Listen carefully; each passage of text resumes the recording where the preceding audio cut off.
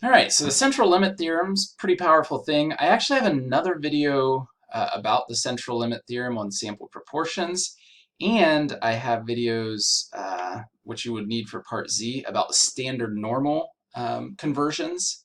So if you watch those first, then this will flow pretty quickly. So the central limit theorem tells us that well, specifically, let's look at the sample proportion. If we would take a sample of a certain size and get the proportion of something, take another sample, same population, same size, get the proportion again of whatever it is we're looking at, and keep doing that over and over and over again, these sample proportions would themselves form a distribution that's normally distributed, so it would be bell-shaped, and we know that write this here, we know that the mean of those sample proportions would just be equal to the population proportion. Standard deviation of those sample proportions would be a little bit trickier here.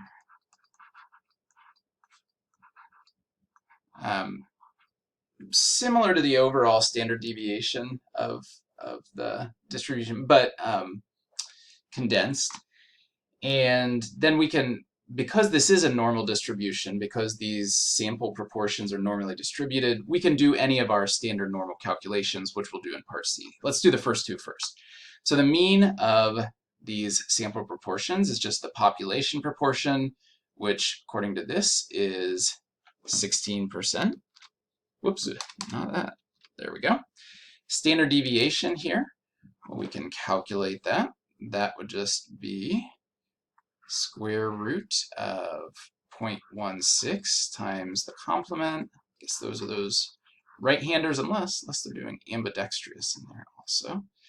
And we have a sample size of 2100. So this calculate. Actually, let me do that on the Alex calculator. I'm going to shift this over.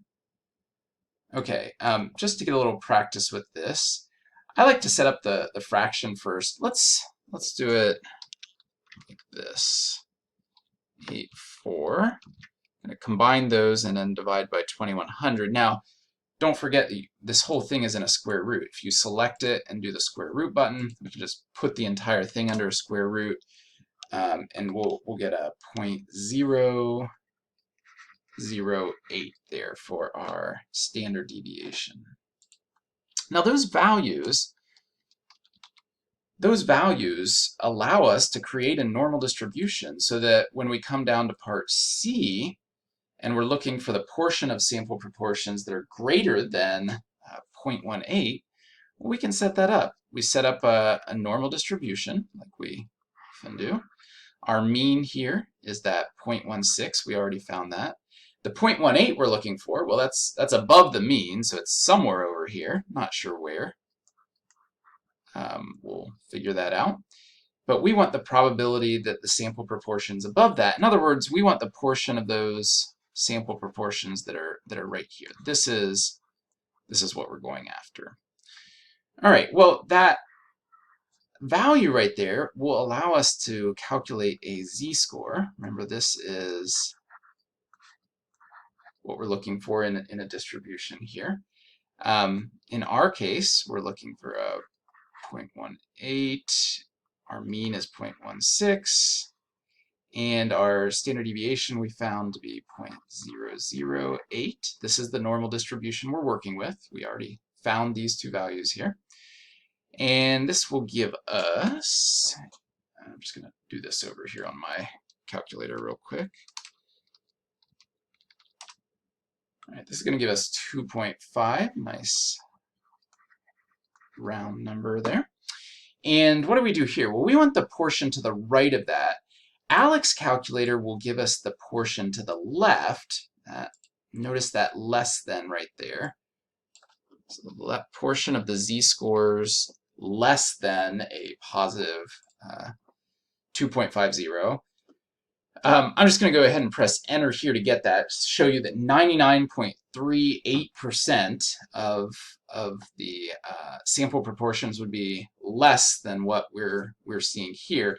We want the portion that's greater than, so actually we need to take one minus that. And I could have set that up here in my, before I pressed enter. Let's just do 1 minus that number right there. I cut it to the clipboard and pasted. So that's going to give us this mystery value over here is 0.0062. So very unlikely. So probably something is going on here. We're going to talk more about that when we get into statistical tests. Okay, add that leading zero there too. And we will check that. All right.